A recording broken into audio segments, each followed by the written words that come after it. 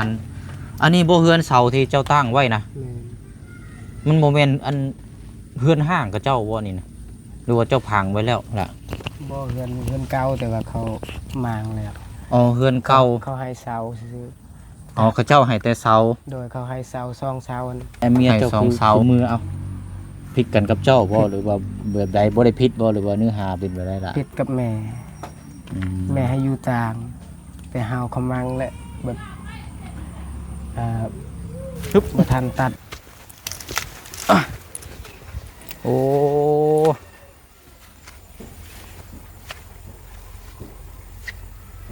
ปลูกได้อยู่เนาะประมาณ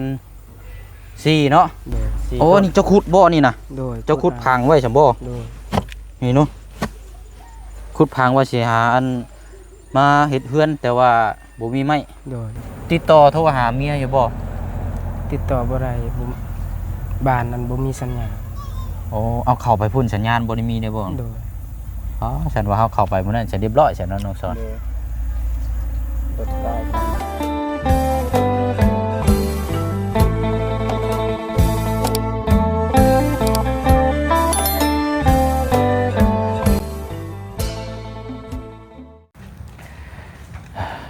พาฝนตกหากระยุดหากระเซาหากระเดินทางมาแต่เมืองนองพี่น้องเนาะ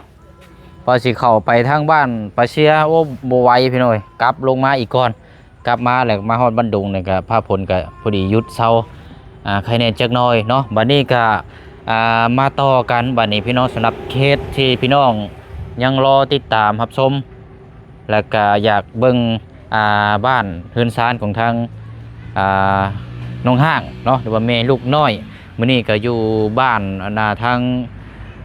ผู้เป็นผัวเนาะพอดีว่าเฮาก็สิได้ฮู้จักกันกับผู้เป็นผัวทั้งผัวของทางน้องห้างอันเนี้ยพี่น้อยเนาะทางน้องเพิ่นก็นั่งนั่งจ้องมองอยู่น่าจะแม่นจ้องมองเกี่ยวกับเสาเฮือนซ่านเราหั่นแหละพี่เนาะเพราะว่าเนื้อหาที่เมียเราจากเมื่อบ้านก่อนก็เพราะว่าเกิดจากที่โซนที่เซาเนาะพี่น้องเนาะที่พักอาศัยที่พักพิงนี่แหละพี่น้องเนาะกับทักทายสบายดีและสวัสดีพ่อแม่พี่น้องเบิร์ดสุขุสุคนเด้อพี่น้องเนาะมาพบมาเจอกันอีกคือเก่าเนาะเอาคลิปนี้กับเนี่ยพี่น้องเนาะจะมานำเสนอให้ทางพ่อแม่พี่น้องนะครับไปส้มเบิ่งน้ำกันเพราะว่าหลักๆมื้อนั้นเฮาก็ไปกับทางน้องสอนว่าจะตามขึ้นไปเบิ่งบ้านทางน้องห้างอะไรพี่น้องแต่ว่าไปบ่ฮอดจอดบ่ถึงก็เลยจะมาตามเบิ่งทางนี้บ้านนี้พี่น้องเนาะแล้วเฮามาฮู้จักนำกันสำหรับทางผู้เป็นผัวเนาะทั้งน้องเพิ่นก็ยังฮักเพลงกันคือกันคือเก่าหรอกพี่น้องทั้งเมียกันแต่ว่าน่าจะเกิดจากอย่างเดี๋ยวเฮามาถามน้ำกันเนาะโอ้เอ้าคือว่าเคยเห็นอยู่นี่เนาะโอ้เอาสบายดีล่ะสบายดีโอ้เอ้าเคยเห็นอยู่นี่เนาะ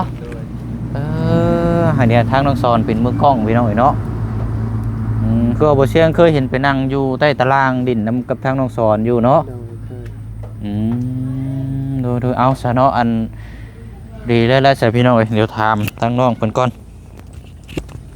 เจ้านางจ้องยังเกาะโอ้นี่เลยบ่ซ้อนอันนี้บ่เฮือนเสาที่เจ้าตั้งไว้นะมันโมเมนต์อันเฮือนห้างกับเจ้าบ่นี่นะหรือว่าเจ้าพังไว้แล้วล่ะบ่เฮือนเก่าแต่ว่าเขามางแล้วอ๋อเฮือนเก่าเขาให้เสาซื้ออ๋อเขาเจ้าให้แต่เสาโดยเขาให้เสา2เสาให้2เสา4เสาข่อยเองอ๋อเสาไปหาเองอยู่ป่าดิแต่ก็บักเอ้าเห็นฟ้าเขาเฮ็ดนะคันสิว่าก็เสาเฮือนเก่าเขาเจ้ามากงอกอันนี้เนาะโดยแล้วบัดนี้อันเพิ่นให้อยู่นี่ซั่นบ่โดยบัดนี้เอาสิหาทุนมาปลูกอยู่น่ะมันบ่มีแม่บ่มีเมียก็เลยเมื่อโดยเอาง่ายๆเลยก็ได้หลายคู่หลายคนอยากรู้อยากทราบ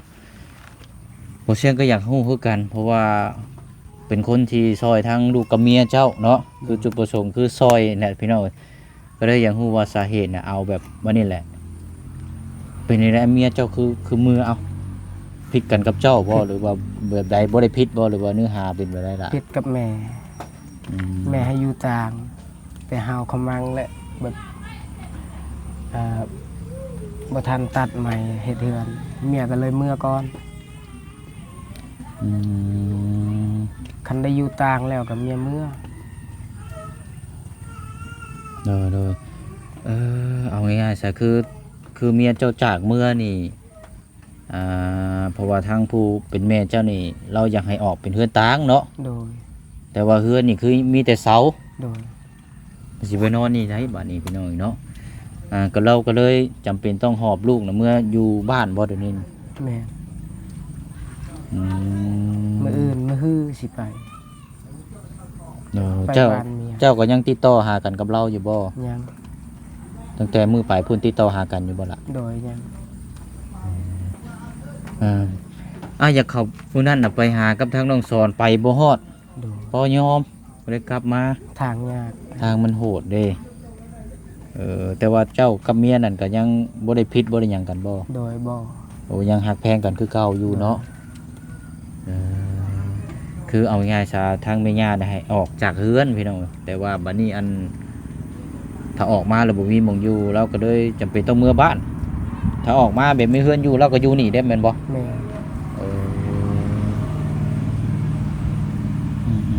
ยืมถามชื่อแนวใดก็ ชื่อเจือง ชื่อเจือง โดย ชื่อน้องเจืองพี่น้องจักปีแล้ว ประมาณ17 18 78เมียเจ้า19อันบ่ โดย ไรเดียงกันเลยนี่เนาะมีครอบครัวนี่อยู่น้ำกันแล้วจักเดือนจักปีแล้วสละเจ้าคบหากันกับทางน้องห่าง บ่ฮอดประมาณปีหนึง ประมาณปีหนึ่ง โดย โอ้ประมาณปีหนึ่งแล้วกับวันนี้อันทางลูกกันได้สันได้จักเดือนแล้ว ลูกประมาณได้4 เดือน 4 เดือน 4 เดือน5 เดือน 4 เดือนประมาณ5 เดือนเนาะ โดย ลูกก็กำลังตาหักตาแพงกำลังเป็นแต่สร้างเนาะข่าวได้ลูกเจ้าเนาะ โดย ข่าวได้พี่น้องมื้อน่ะเห็นมันไหม้หมดเกือบเจ้าประจักษ์ไฟเด้ บ่ได้มีไผ โดย อันนี้ห้องครัวบ่นี่นะ โดยห้องครัวอาย ห้องครัวอ้าย โดย ให้อยู่ให้กินเนาะ โดย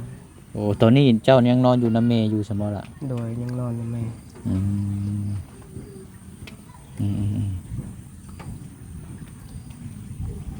จะออกแนวทางเฮ็ดในได้สบายนี่เนาะเบิ่งมีแต่เสาพี่น้องถ้าว่าแบบปุ๊กกระตูบอยู่จังซี่นี่ก็พออยู่นี่อยู่ได้ไปก่อนนี่โอเคบ่ล่ะ สมมุตินะ กันเมียเมื่อก็โอเค อ๋อคันว่าคือเมียมาแต่คันว่าเมียว่าปุ๊กกระตูบอยู่ประมาณซ้ำห้องครัวเฮือนน้องไม้หันพี่น้องฉันนั่นก็โอ้คักเลยฉันนั่นก็อยู่ได้แล้วฉันนั่นก็เนาะสามเฮาหาได้เฮือนเป็นเนื้อเป็นตนนะน้องสอนก็คักอยู่ได้เนาะเจ้าเห็นอยู่ว่าเฮือนครัวแล้ว เห็น พองบกับบ่ปานปลายแล้วก็เฮาอยู่แยกเฮือนอยู่แล้วเฮาก็อยู่หากินเนาะบัดนี้ถ้าปลุกน่ะสิปลุกอยู่ไสซะน้องถ้าเมียเจ้ามาถ้าเรามานะ พวกในนี่แหละ อยู่โพนนี่บ่ โดย ปอ บ่มีดินตาม อันนี้ดินไผนี่นะ ดินของพ่อ ดินของพ่อเจ้าบ่ โดย โอ้ข่าวว่าปลุกก็อยู่นี่เลยเนาะ โดย มันโพนนะว่าอันนี้น้องบ่อันนั้นของสระบ่นั่นน่ะ แม่ อันนั้นหนองสระแล้วก็เอาลงไปพุ่นน่ะห้วยบ่ แม่ อ๋อใช่เฮาอยู่ข้ามไปเบิ่งนี่ได้บ่ล่ะ ได้ ไปเดี๋ยวข้ามไปเบิ่งเสาก่อนพี่น้องใช่ไปทางใดขาห่างจากไกลกันกับเพื่อนทั้งอันแม่เราพี่น้องเนาะโอ้ห้องห้วยนี่เลยนี่เนาะ โดย อยู่อาบน้ำคลองนี่นะแบบนี้เนาะฮึบโอ้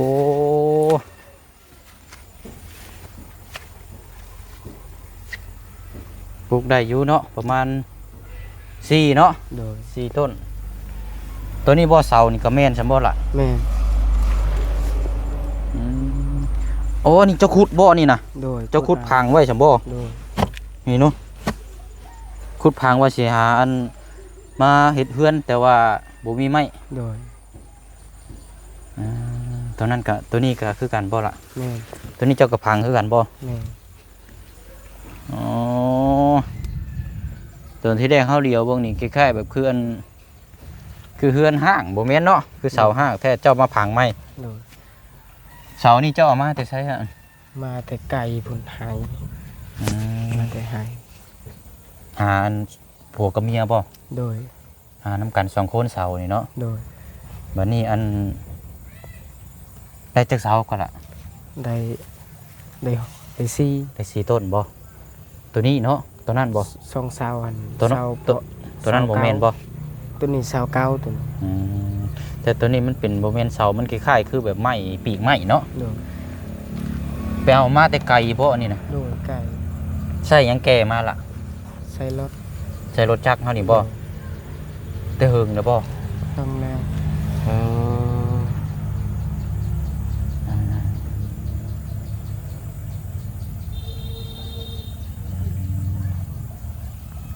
แต่ว่าบัดนี้ก็เฮาสิขึ้นอยู่กับเจ้าบ่นี่เนาะถ้าลูกเมียมาก็ต้องมีกระตูบอยู่เนาะในบ่เฮือนซ่านอยังคือบ่เชียงเว้ากันนี่นะเนาะ โดย แต่ว่ากลับมาอยู่น้ำแม่ย่าอีกก็ทำแม่เจ้ากับเพิ่นก็สิให้อยู่แบบชั่วคราวก่อนนะได้บ่สามเฮามีตัวนี้นี่ ได้ ได้อยู่บ่ โดย เอออ่า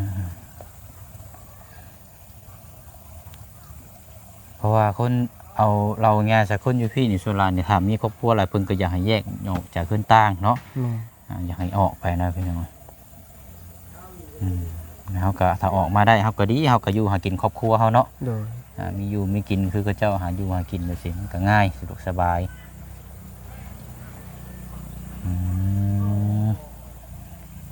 เลยน้องยังเกาะลืมไป เจือง เจืองเนาะ โดย ชื่อน้องเจืองพี่น้องว่าเป็นเป็นทหารบ่นี่คือใส่ชุด บ่ ทหารเด้ เวียดให้ติ ฮะ เวียดให้ เวียดให้ โดย อ๋อนึกว่าเป็นทหารนะ ว่าเป็นทหารเนาะใส่เสื้อเวียดเอาให้ โดย สมมื้อนี้เฮ็ดเวียกงานยังเจ้าล่ะ บ่ได้เฮ็ดหยังพัก พัก ตะ บ่ กี้อันแกกล้วยเวียดตะ แกคุยเวียด โดย ไปน้ำกันบ่กับน้องสอนนะครับว่า ไปน้ำกันตอนนั้น บัดหาเอาเมียแล้วก็แล้ว โดย17-18 ปีเนาะเจ้าเนาะ โดย คันชื่อว่าก็รุ่นเดียวกันกับเจ้าบ่น้องสอนรุ่นเดียวกันเนาะ18 ปีโอ้เอาก็นี่แหละได้เห็นแล้วพี่น้องเพราะว่าก็คือว่ามีแต่เสาเนาะเพื่อนซ่านนี่ โดย คันว่ามีไม้18นี่มาจับซะนี้ โดย อันบ้านี่ก็เจ้าบ่เฮ็ดอันนี้นะ มีของเก่าติ ของเก่า ตัวนั้นของใหม่ ของใหม่อ๋อแต่ว่าบ้าเสานี่นั่นเจ้าเฮ็ดเองบ่ โดยเฮ็ดเอง มีแต่เสาบ่ได้มีไม้เส้นมาหยังบ่ล่ะ บ่มี มีแต่ชำนี่บ่ โดย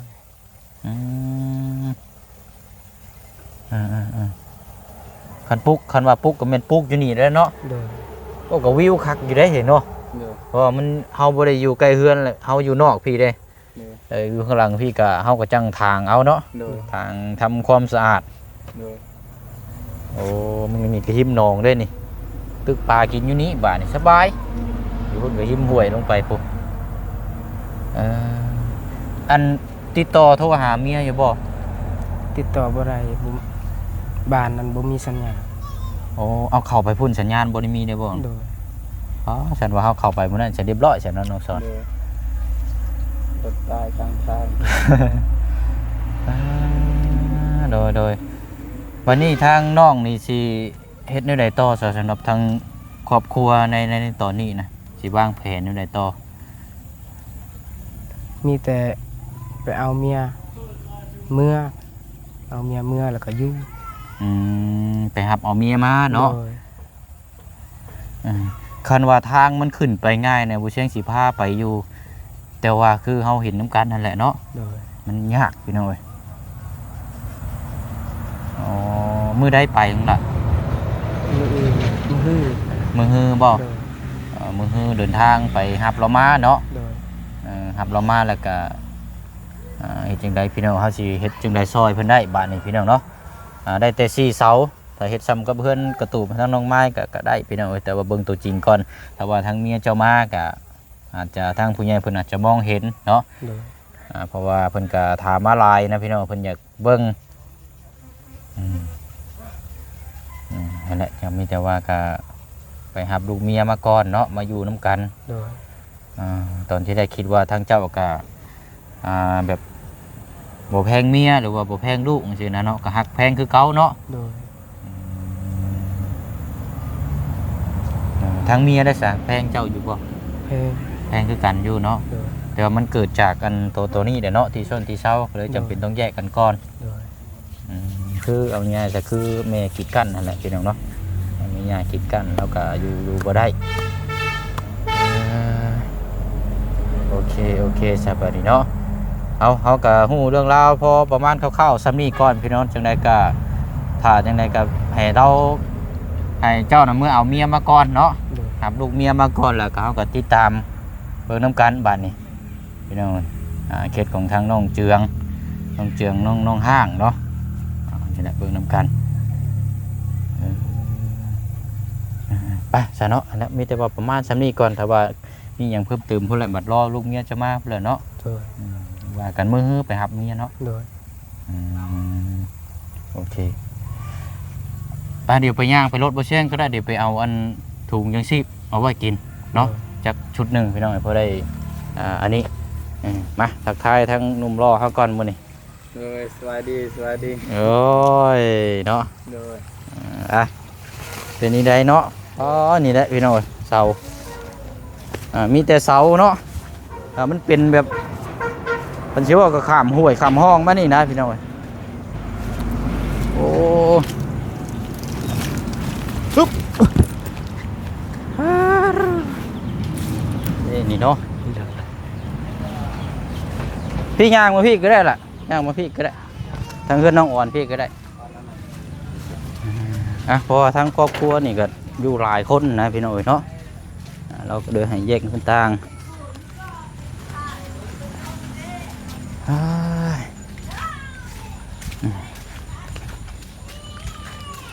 ซอยจังได้พี่น้อยเนาะพอสิให้ทั้งพ่อแม่ซอยก็คือเฮ็ดนั่นแหละพี่น้อยเราก็อยากให้ออกมาคันให้ออกมาซอยก็เป็นเสาเป็นเฮือนเป็นซานเล็กๆน้อยๆก็ใครเนาะแต่ว่าอันนี้ก็คือว่าแล้วพี่น้อย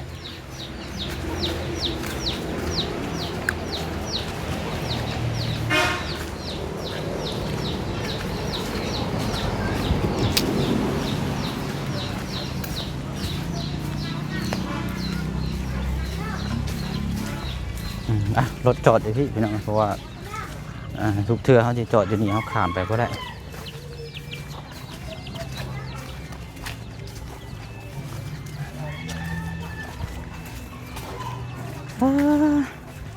น้องซอสอันจับนี่ให้บุเชียงนะโอเค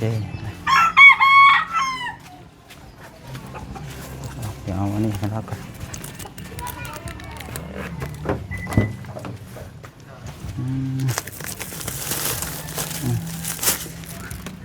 ป่ะเราไปนั่งอยู่เตียงกันครับก็ได้น้องเจืองเนาะขดองนี่ใจครบเบิดแล้วว่าไร โดย แต่งงานพอตะเคียนเรียบร้อยแล้วเนาะโอ้มีเดียว่าเริ่มสร้างครอบครัวแค่นั้นเองเนาะเจ้ากันอันนี้อยู่บ่เวลาอยู่น้ำกันนี่กันให้พิษกันเรื่อยอยู่บ่ก็ได้กันบ่กินเหล้ากินยาอยู่บ่ บ่เคย บ่เคย โดย ห่วยคือสิดีแท้แม่นบ่ โดย เราเบียร์พวกอย่างนี้บ่ได้กินบ่เจ้า โดย น่าเดี๋ยวถามทั้งน้องชอนอีกทีนึงก็ได้พี่น้องเราเป็นหมู่กัน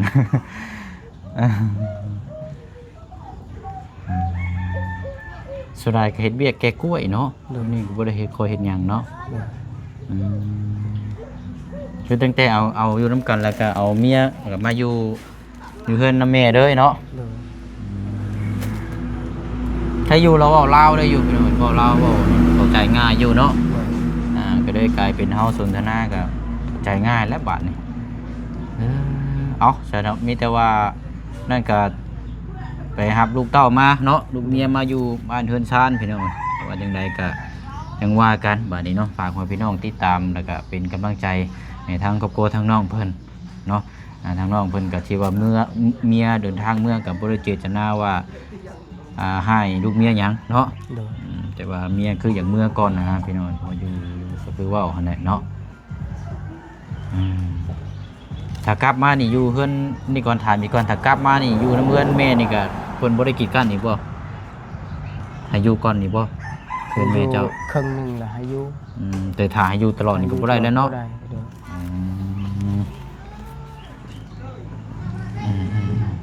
ย ซะเนาะเอาล่ะอันนี้เป็นถุงยางชีพจากทางครอบครัวสีเชียงใหม่พี่น้องเนาะทางเอ้ยใจดีกับทางอ้ายเพิ่นนี่ก็มอบให้ทางน้องเจืองเอาไว้อยู่ไว้กินส่วนตัวเจ้าเนาะหรือว่าในครอบครัวเรามีแต่แนวบริโภคเบิดหั่นแหละอยู่นี่เนาะอยู่ในกินครบเบิดเลือกเบิ่งเด้อเกลือปลาแหลกเป็นงัวเป็นหยังต่างๆเนาะพบเจอกันครั้งแรกพี่น้องอาจจะได้ฮู้จักกับทางน้องเพิ่นอีกต่อไปมีแต่ว่านุ่มมือก็ได้ละนุ่มมือใส่หน้าแล้วก็ฝากมุกขอบใจเพื่อนแน่เนาะ ขอบใจด้วยผู้ใหญ่ใจบุญเด้อที่ช่วยน้อง โดยอยู่ดีมีแห้งเนาะโอ้มันยังแมงยังมีมุมเอาละวันนี้ป้าเสด็จเดียวจังใดก็รอบัดจังลูกเมียจะมาเพื่อเดี๋ยวไปเชิญสีเขาไปหาเด้อแล้วก็เป็นกำลังใจให้เนาะจังหวะจังคุยน้ำกันเมื่อนี้เฮาก็ได้เห็นทางเสาเฮือนซาลานแป้นเราแหละพี่น้องมีแต่เสาตั้งคุกมุกอยู่มีอย่างเพิ่มเติมเลยไปเนาะมีแต่ว่าจังหวะจังคุยน้ำกันโอเชียงก็จะได้เดินทางไปเวียกโตอีกก่อนเนาะเอาสบายดีมั้งล่ะ สบายดี โอเคไปเนาะจะมือได้ก็ได้ไปน้องซอนเนาะบ้านนี้อยู่ใต้ตารางเพื่อนน้องซอนพี่น้องเนาะ